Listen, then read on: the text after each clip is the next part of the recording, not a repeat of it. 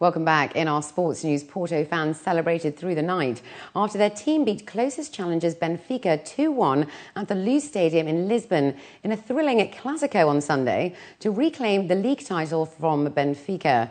Freddie Guarin and Hulk scored to seal their victory for unbeaten Porto, who moved 16 points ahead of last season's champions with just 5 games to go. Porto players were welcomed back home by the thousands of fans at the Estadio do Dragão to celebrate the club's 7th title in the last 8 years.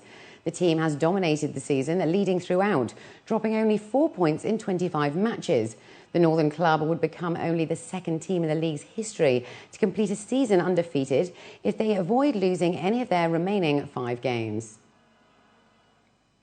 Real Madrid coach Jose Mourinho praised Tottenham on Monday, while Harry Redknapp said they had to be at their best to make the Champions League dream come true. Tottenham Hotspur winger Gareth Bale was quoted as saying that he has not ruled out leaving the English Premier League and playing in another country. The Wales international has turned in some brilliant performances in this season's Champions League, including a hat-trick at holders Inter Milan in October.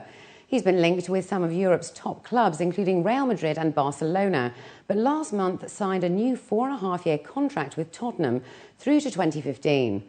Tottenham manager Harry Redknapp said no one expected his side to reach the Champions League final 8, and now they have to play well to keep the Champions League dream alive. Jose Mourinho included forward Cristiano Ronaldo in his squad, and Redknapp said he would prefer Ronaldo not to play. Listen, I'm not going to sit here and tell you lies. I'm not going to sit here and say I'm very pleased that Ronaldo is playing. I would be telling lies. He's a fantastic player. And for me, it's a toss-up between Messi and Ronaldo, who is the best player. They've both got incredible records, 60 whatever goals in 60-odd games. They're two amazing footballers. So, yeah, I would be happy if he wasn't playing for sure, but I know that he is playing, so we have to accept that. Newly appointed Schalke 04 coach Ralf Rangnick will face his first tough test as his team play against Champions League holders Inter Milan in the first leg of the quarter-finals in Milan today. The two clubs, who will be playing out a repeat of the 1997 UEFA Cup final, which the Germans won 1-0, are both mired in domestic woes that have overshadowed the build-up to a tie. Defending champions Inter are favourites to win. Inter treble winners last season under Jose Mourinho are still brooding following Saturday's 3-0 loss to rivals AC Milan, which all but ended their hopes of a 6th successive Scudetto and exposed coach Leonardo's technical faults. FIFA President Sepp Blatter visited English FA officials, including its chief David Bernstein, at Wembley on Monday as part of his campaign to be re-elected for his position for another 4 years. Football's world governing body confirmed on Monday that Mohammed bin Hammam will be the only challenger for the FIFA presidency when incumbent Blatter stands for re-election. FIFA said that Swiss Blatter, who has been president since 1998 and will be trying for a 4th term, and Qatari multimillionaire businessman bin Hammam were the only candidates to register by the April 1st deadline. The election will be held on June 1st at the FIFA Congress in Zurich, where each one of the 208-member national associations holds a vote, provided they are not suspended at the time. Mohamed Asnau of Morocco and France's Lawrence Klein won the 2nd stage of the Marathon Les Sables in Morocco on Sunday. The first 11 kilometres were run into a strong wind, which slowed everybody down. After the first checkpoint at 11.3 kilometres, the wind became an ally, coming from behind the runners. Leading the race at this stage with overall leader Asnau were his fellow countrymen Mustafa Ait Amar and Rashid El Mortabi, alongside Salama Al Akra of Jordan. The four were still together at the 2nd stage checkpoint, but Asnau and Al Akra pulled clear in the last few kilometres, setting up a sprint finish which the Moroccan won to take the stage by just 4 seconds. And Michael Clarke arrived in Dhaka for his first task as Australian captain on Monday. Clarke will lead his team for 3-day one internationals against Bangladesh in Dhaka on April the 9th, 11th and 13th.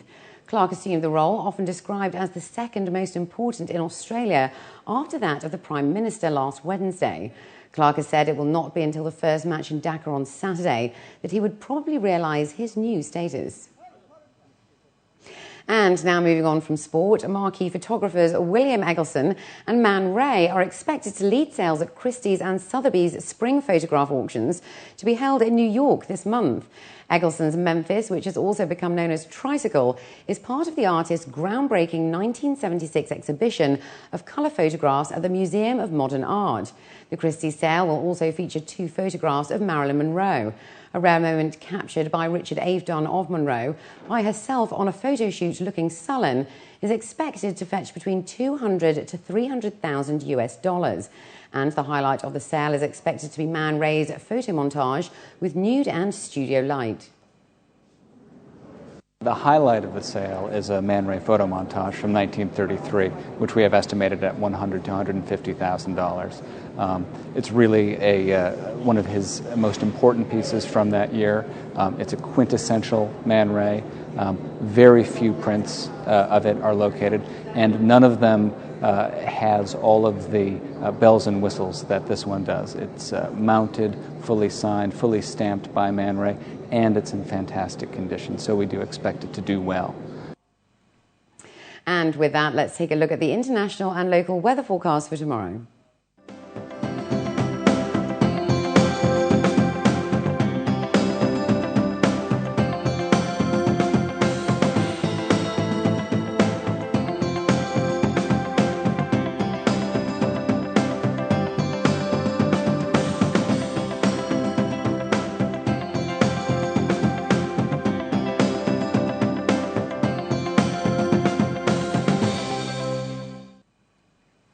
And before we head out, here are the top stories again.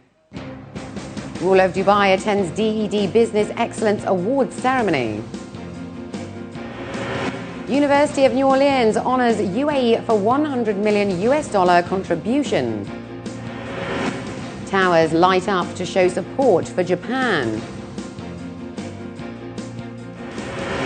And UAE private sector activity hits 20-month high in March of this year.